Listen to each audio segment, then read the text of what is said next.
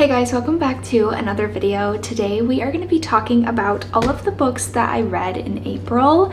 It is April 26th. I don't think I'm going to finish another book before the end of the month. I might, but I'm going to go ahead and show you the books that I have read so far. I feel like this is the best month I've had. The window's open, so I apologize. There's some things going on downstairs, but I think this is the best month I've had so far this year. I have finished 7 books in April, and they were not that small of books. They were pretty chunky. A few of them in there were pretty short and easy. However, before we get into this video, please give it a like and subscribe down below. That way you don't miss any more videos.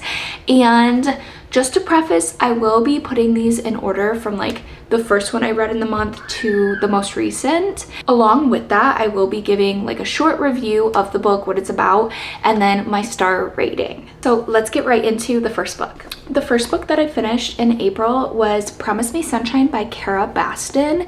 This book is fiction and it follows a character named Lenny.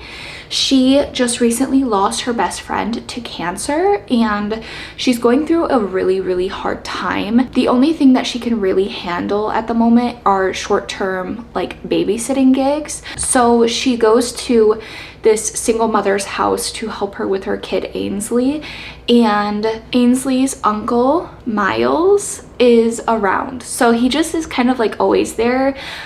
She's going through it, but she's kind of hiding it. She's putting on this like facade, thinking like, you know, everything's fine. However, everything's not fine, and he can see that she's struggling. And it just so happens that Miles has dealt with grief in the past a lot, and he shows her how to live again. And I just think it's a beautiful book. I loved it. There were a few things that just weren't my favorite. I feel like at the beginning, I didn't love how they first met and the chemistry. I just didn't see it going anywhere. So with that being said, it wasn't a 5-star. However, I strongly recommend this book if you want to get into fiction. I rated it 4 out of 5 stars. It was so close to a 5 out of 5, except those like little things just kind of knocked it down a tad. Beautiful story, beautiful life lessons in there, and that's all. Really good book. Say You'll Remember Me by Abby Jimenez had come out, I think like 2 days after that, and this was an anticipated 5-star read, which you'll see a pattern in today's video with some of the books that I'm talking about, but this was an anticipated 5-star read. It was not 5 stars for me. There was just something about it. I did love like the first start of it, and similar to like the last one I just talked about, it is a romance novel. However, our main character Samantha is going through some family issues, and her mother has Alzheimer's, so she's forgetting a lot, and that's really hard on Samantha. She meets this guy who's a veterinarian. However, because she moves back to her family to help her mother, they are doing long distance, and she doesn't want it to work out. She just says forget about it, except that they both can't, and they try to make it work. So you're working through the struggles of like a long-term relationship, as well as family issues with dementia and struggles, all of the family kind of being overwhelmed, trying to make everything work. Because of that, I do highly recommend this book. It just didn't blow me away. I don't think I really was connected to the characters as much as I wanted to be and the world. So this one ended up getting a 3.75.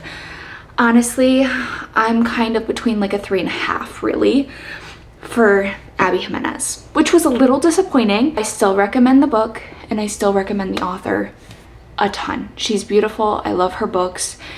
This just wasn't one of my favorite ones. The next one I'm actually really excited for, and I'm so happy I read it. This is a book that I've thought about several times, and I just know because of that, I will stick with my rating through and through. This book is The Conditions of Will by Jessa Hastings.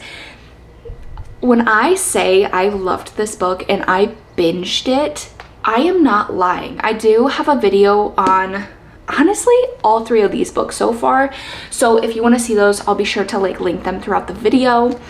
However, The Conditions of Will, I loved the concept, and our main character Georgia, she reads people for a living. Like, that's her job, is to be able to analyze people and how they act, their features, to understand how they're feeling. Absolutely mind blown by that. That is something that I would want to do for a living.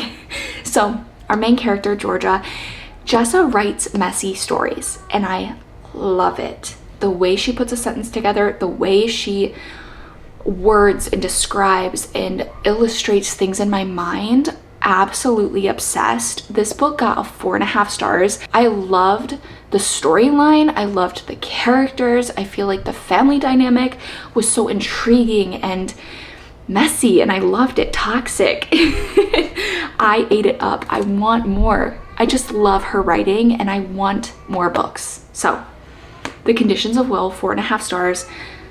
Stunning book, and this is a book that I think I will think about for a very long time, if I'm being honest. A lot of new releases, guys. So far, we've talked about 2.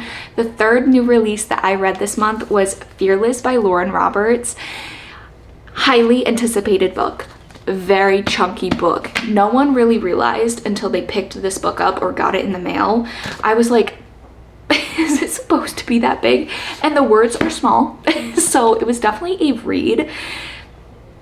This was also in a video, and I thoroughly enjoyed this way more than, no, I would say way more than I thought I would. I think I was a little worried because Reckless did not live up to my expectations. So when I was going into the third book for the trilogy, I was worried. However, this book was great. Of course, there's always flaws that I can kind of point out, and I feel like the first about 200 pages, it was hard for me to get attached and really delve deep into the book. I feel like it was taking me really long because I just didn't sit down and want to read and read and read. Once I got about halfway, that completely changed. However, I have to rate a book based on the entirety of the book, not just the ending or not just the beginning. Truly, given that I can give half, quarter points, those kind of things, I would give this book 4.25. Compared to like 4.5, there was just something about this book that this book didn't give me. And I know they're different genres. I understand that. I can't really put them, you know, head to head completely, but just with the feeling that I had, this was definitely high up there and higher than most of the books that I've read lately. It just wasn't rated as high as Powerless. Now, do I recommend the series? Absolutely. But I will mention that Reckless was very hard to get through because not a lot happened. So going into this one, I was kind of worried that the same thing was going to happen, except it didn't. We got to see new characters and kind of get into their minds a little bit, which I thoroughly appreciated. And the plot twists, oh my gosh, this book had me crying. It had me annoyed, it had me happy. There was just every feeling that I wanted in a book in this one. So 4.25, somewhere in there. It's really hard. I feel like I've like forgotten how to rate books, if I'm being honest. But yeah. Another new release this year, Our Infinite Fates by Laura Stephen. This book, I had high hopes going into it. It was kind of compared to The Invisible Life of Addie LaRue, which I loved that book. I think it was between like a 4 and 5. I can't really remember what I rated it. However, that's what this book was like comparative to. So going into it, it's not that big. So already it kind of had like a higher kind of thing, because I feel like some books, they can only go on for so long before it's like, okay, what are we doing here? You know, the storyline's over, we've lost the plot, that kind of thing. This was not something that I loved, unfortunately. It was a book that I started and I had to crawl through. I really did. There were some parts that I was like, okay, yeah, I want to know, give me more.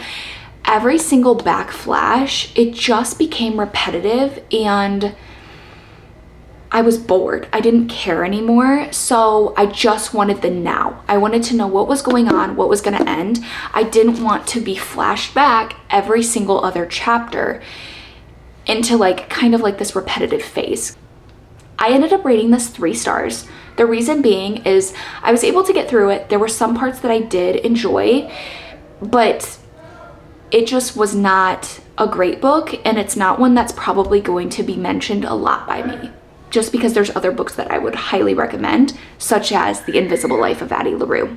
We have 2 more books to talk about. I'm so sorry if you can hear all the noise. I pray that you can, but we'll see. The next book was thrown in because I had this book and I just had not gotten to it, and I figured better late than never, and that is Powerful by Lauren Roberts.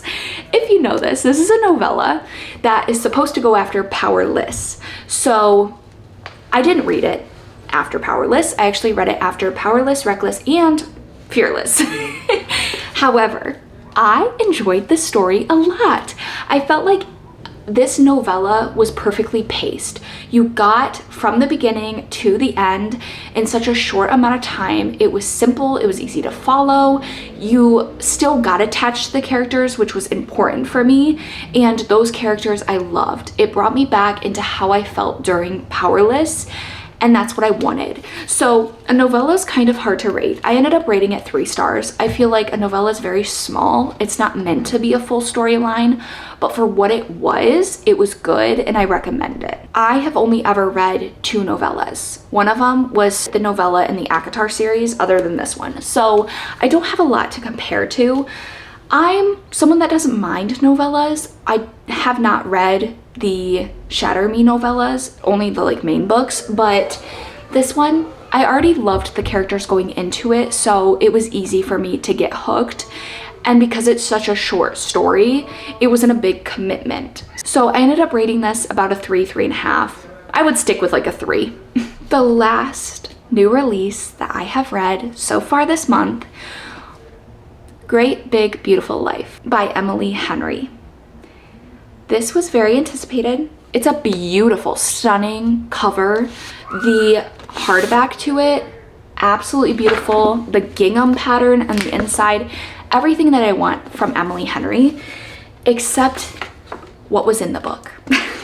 This book follows 2 characters. Our main character is, what even is her name? I've already forgotten. Alice Scott. And so she's our main character, our only point of view. And then there is Hayden. They are both publishers competing to write this girl named Margaret Eve's story. So the story of her life.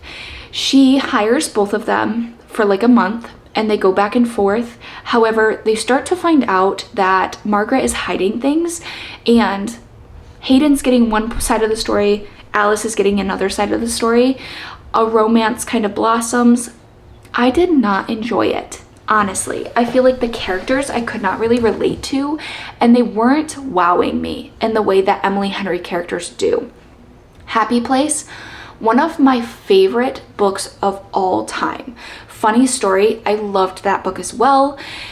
This one, it just wasn't good to me. There was no chemistry between Hayden and Alice.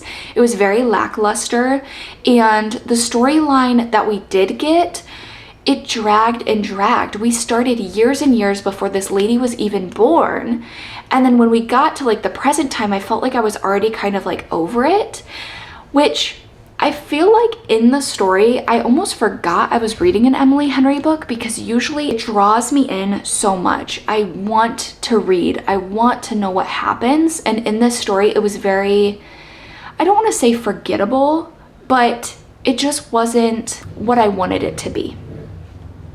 Does that make sense? So let me know if you think the same. I hope someone's not about to mow. I'm almost done though. Great Big Beautiful Life. I ended up rating this 3.5. I can't give it a 4 because there's other 4-star reads that I absolutely adored, and I just felt like this was missing something. So I'm gonna stay true to myself. I rate it 3.5. There we go. I said it, I'm done. Let me know if you agree. I don't even know anyone else who has read this yet. So Great Big Beautiful Life. I recommend Beach Read. I recommend Funny Story, Happy Place. This one, if you want to add it to your collection, it's not terrible. It just wasn't as amazing as I expected it to be. So I was a little disappointed. that is all of the books that I have read so far in April. Again, we're 4 days out of May, but I don't know that I'm gonna finish another book by then.